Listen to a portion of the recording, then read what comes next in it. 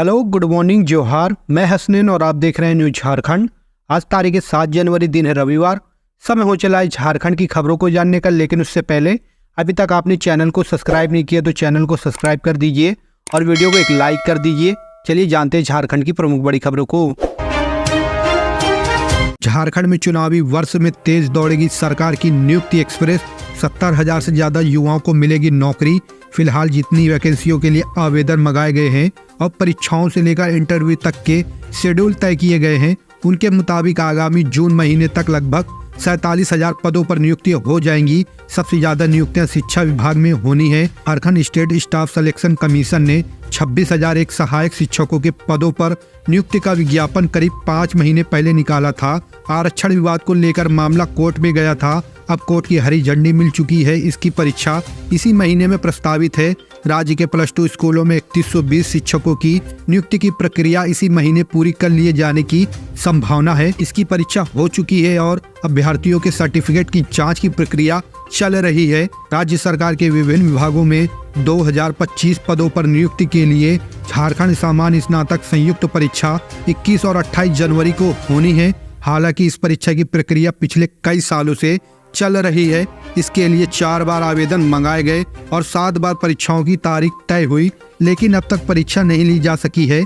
इसके अलावा 1556 पदों के लिए डिप्लोमा स्तरीय संयुक्त प्रतियोगिता परीक्षा की प्रक्रिया चल रही है।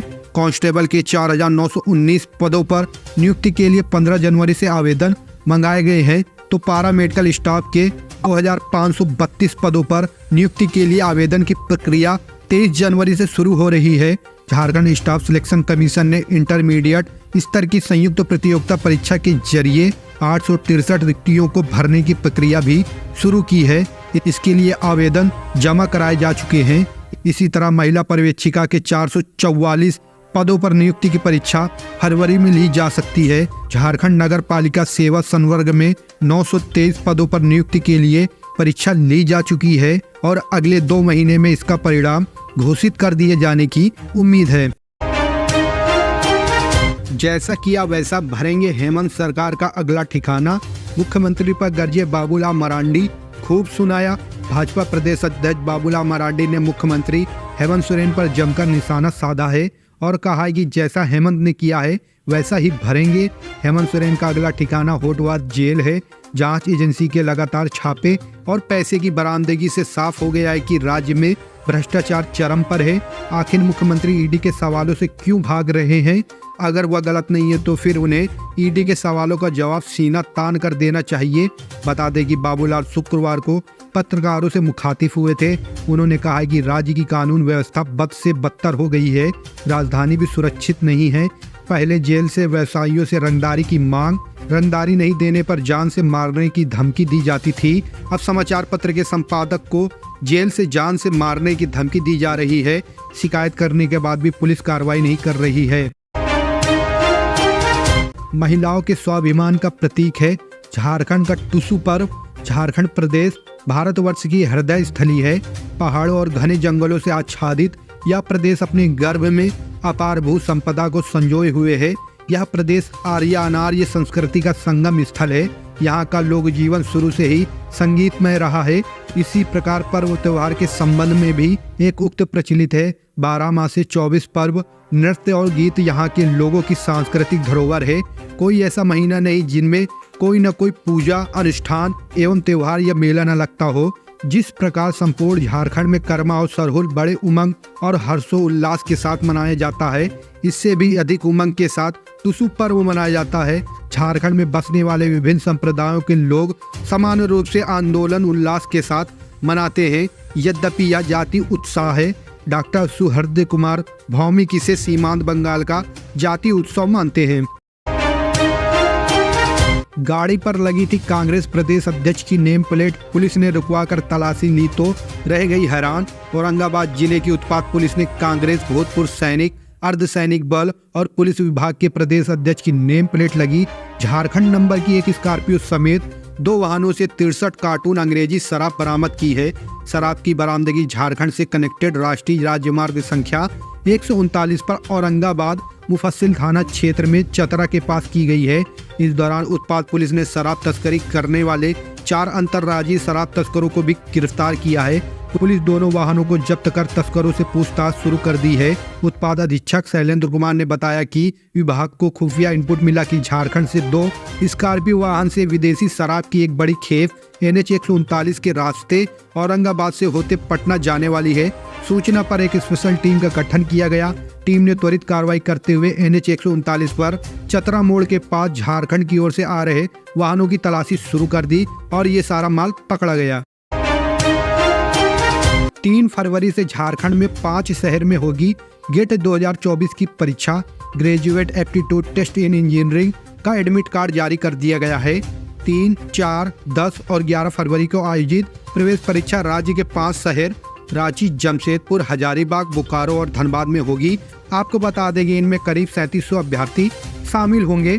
प्रवेश परीक्षा 2 पालियों में होगी। पहली पाली की परीक्षा 9:30 बजे से 12:30 बजे तक तथा दूसरी पाली की परीक्षा दोपहर बाद 2:30 बजे से शाम 5:30 बजे तक होगी।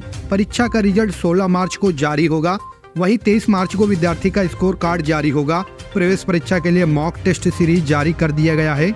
इस वर्ष परीक्षा के संचालन की जिम्मेवारी Indian institute of science Bengaluru को दी गई है। रांची में रिश्ते तार बहन को कब्रिस्तान छोड़ने का डर दिखा, यौन हिंसा करता था भाई, ऐसे हुआ खुलासा। नाबालिग बच्ची को रात में कब्रिस्तान में छोड़ देने का भय दिखाकर मामा का 20 वर्षीय बेटा यौन हिंसा करता था। कई बार रात में वह नाबालिग को कब्रिस्तान ले गया और छोड़कर भी आ गया, जहां से मासूम रोती बिलखती आई। आरोपी लगातार इसका फायदा उठा रहा था। यह आप बीती शुक्रवार को बाल कल्याण समिति के सामने प्रस्तुत की गई 11 वर्षीय बच्ची ने बताया कि वह तिपुदाना क्षेत्र में अपने पिता के साथ मामा मामी के यहाँ रहती थी। पिता मजदूरी करने पंजाब गए हैं, जबकि माँ मुझे और पिता को छोड़कर कहीं चली गई है। CWC ने बच्ची को शेल्टर होम भेज दिया है। CWC रांची की सदस्य अरोड़ा सिन्हा ने कहा कि वर्तमान में बच्ची CWC के संरक्षण में है। प्रयास किया जा रहा है कि बच्ची को स्कूल से जोड़ दिया जाए। आगे की कार्रवाई जारी है। पति ने प्रेग्नेंट पत्नी के साथ की जाति, जन्म लेने से पहले मासूम की हुई मौत। झारखंड के गुमला से एक हैरान करने वाला मामला सामने आया है। यहाँ एक पति ने अपनी गर्भवती पत्नी के साथ मारपीट की। 70,000 रुपए नहीं देने पर पति ने पत्नी को मारा।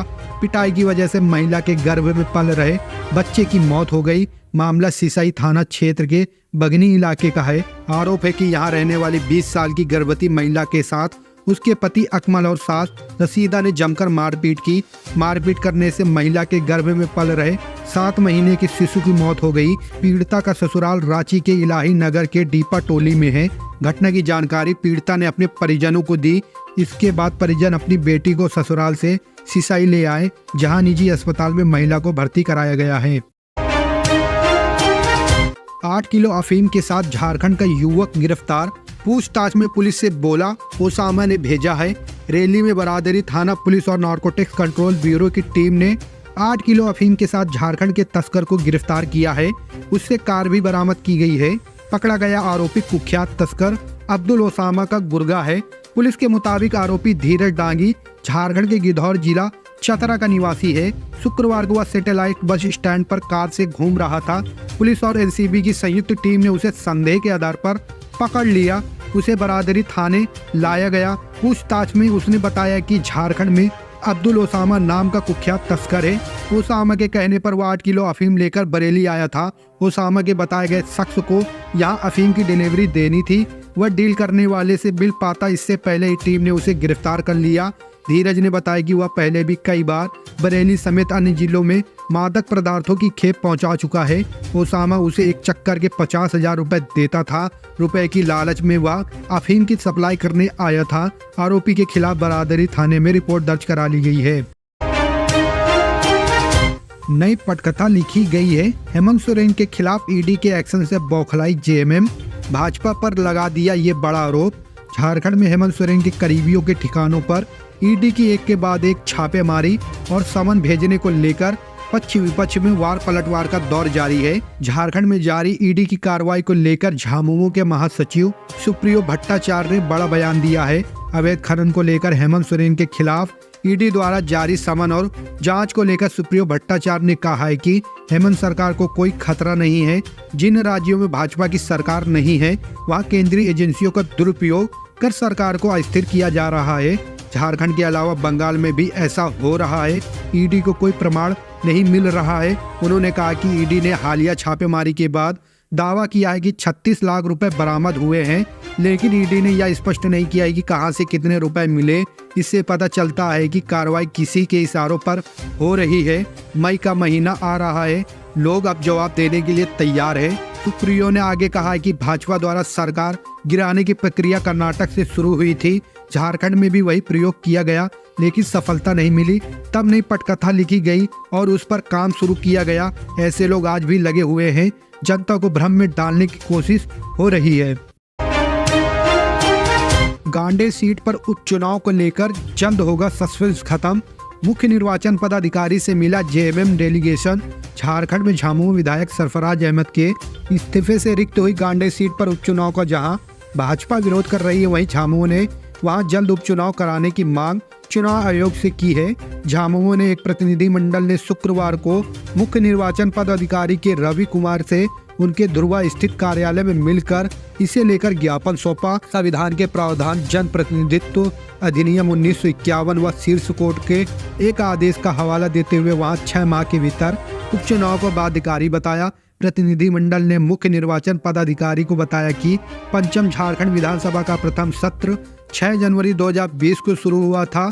अब भारत के संविधान के अनुच्छेद 172 के तहत पंचम झारखंड विधानसभा का कार्यकाल 5 जनवरी 2024 तक है। जन प्रतिनिधित्व अधिनियम 1951 की धारा 151A में प्रावधान है कि विधानसभा का कार्यकाल 1 साल से अधिक होने की स्थिति में रिक्त सीट पर 6 माह के भीतर उपचुनाव कराया जाना चाहिए। सरफराज अहमद ने 31 दिसंबर 2023 को विधानसभा की सदस्यता से इस्तीफा दिया है। विधानसभा के 1 वर्ष से अधिक कार्यकाल से पहले यह सीट रिक्त हुई है, इस कारण यहाँ उपचुनाव होना चाहिए।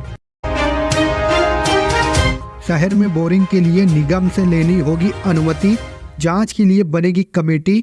देवघर शहरी क्षेत्र में तेजी से नीचे जाते जल स्तर पर नगर आयुक्त योगेंद्र प्रसाद ने चिंता जताई है। भूगर्भ जल को बचाने के लिए बोरिंग पर नजर रखी जाएगी। इसके लिए एक कमेटी बनाई जाएगी। कमेटी के पास होने के बाद ही बोरिंग करने की अनुमति दी जाएगी।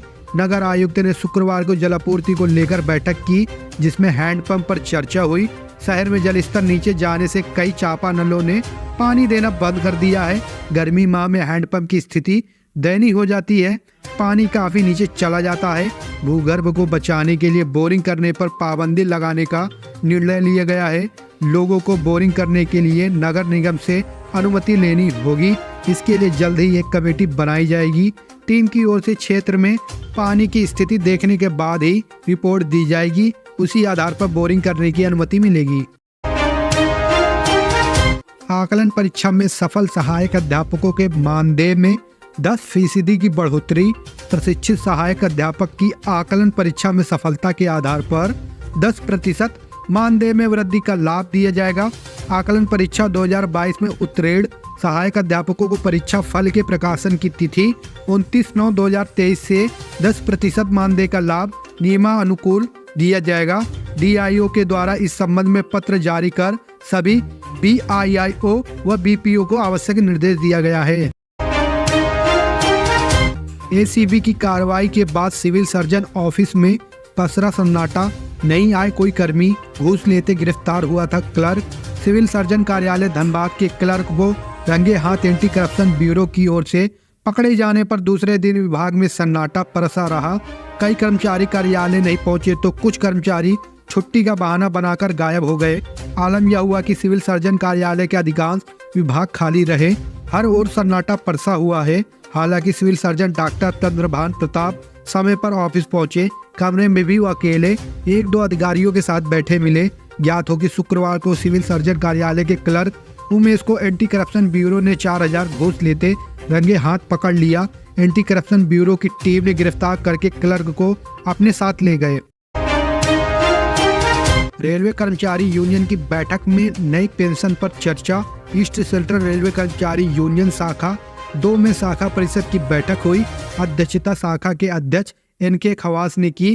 केंद्रीय अपर महामंत्री सह स्थायी वार्ता तंत्र प्रभारी मोहम्मद जियाउद्दीन, केंद्रीय संगठन मंत्री सोमेन दत्ता व नेताजी सुभाष का स्वागत किया गया। बताया गया कि बीते 10 से 12 को पटना में आयोजित ईस्ट सेंट्रल रेलवे कर्मचारी यूनियन हजारीपुर के 3 दिवसीय अधिवेशन में तीनों निर्विरोध निर्वाचित हुए हैं। निर्वाचित होने के बाद पहली बार शाखा में आने पर फूल माला पहनाकर वह तालियों से स्वागत व सम्मानित किया गया। सभा को संबोधित करते हुए मोहम्मद जियाउद्दीन ने कहा कि आज की स्थिति में यूनियन के लिए चुनौती बढ़ती जा रही है। यूनियन की पहली व सबसे बड़ी चुनौती नई पेंशन व्यवस्था रद्द कराकर पुरानी पेंशन व्यवस्था लागू करवाना है। उन्होंने कहा कि प्राथमिकताएं गिनाई, जिनमें समस्याओं को प्रशासन के समक्ष रखने एवं समय पर उन पर समस्याओं का समाधान निकलवाने व उसके लाभ को सभी तक पहुंचाना है।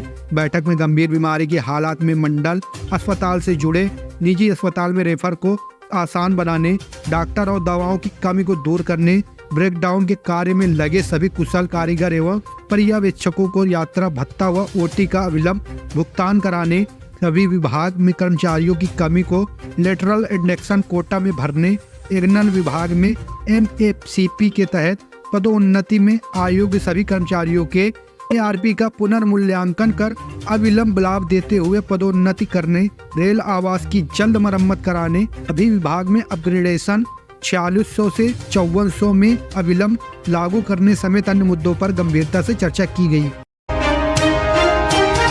बिजली की खपत ज्यादा और लोड कम होने पर होगी कार्रवाई। घरों व प्रतिष्ठानों में बिजली की खपत ज्यादा और निर्धारित लोड कम होने पर झारखंड बिजली वितरण निगम लिमिटेड उपभोक्ताओं पर कार्रवाई करेगा। इसके लिए JBVNL के अधिकारी लोगों के घर घर जाकर लोड की जांच करेंगे। जांच में तय से ज्यादा बिजली की खपत पाए जाने पर लोगों से तत्काल लोड बढ़ाने का आग्रह किया जाएगा। खुद से लोड बढ़ाने के लिए JBVNL के अधिकारी उपभोक्ताओं को कुछ दिन का समय देंगे। इस बीच लोड नहीं बढ़ाने वालों के खिलाफ बिजली चोरी के तहत जुर्माना वसूला जाएगा। JBVNL द्वारा हाल ही में किए गए सर्वे के अनुसार धनबाद एरिया बोर्ड में लगभग 2 लाख से ज्यादा उपभोक्ता 2 किलोवाट का लोड लेकर बिजली का इस्तेमाल कर रहे हैं। इनमें से कई उपभोक्ताओं की बिजली खपत निर्धारित लोड से अधिक है। ऐसे में जांच में इन उपभोक्ताओं की पहचान होने पर उनको लोड बढ़ाना होगा। प्रति किलोवाट लोड बढ़ाने के एवज में घरेलू उपभोक्ताओं को लाभ 3800 रुपए सिक्योरिटी मनी के रूप में JBVNL के खाते में जमा कराना होगा। राष्ट्रीय स्वास्थ्य अभियान झारखंड की वेबसाइट हैक। राष्ट्रीय स्वास्थ्य अभियान झारखंड की वेबसाइट हैक हो गई है। शुक्रवार को शाम में इस वेबसाइट के खोलने पर अनाप शनाप डाटा आ रहा था। साथ ही वेबसाइट हैक होने की सूचना आ रही थी। मामला संज्ञान में आने के बाद राष्ट्रीय स्वास्थ्य अभियान झारखंड का IT सेल तुरंत सक्रिय हुआ। वेबसाइट को तुरंत बंद कर दिया गया। देर रात तक सूचना एवं तकनीकी विभाग के स्टेट डाटा सेंटर से संपर्क कर डाटा रिस्टोर करने का प्रयास किया जा रहा है।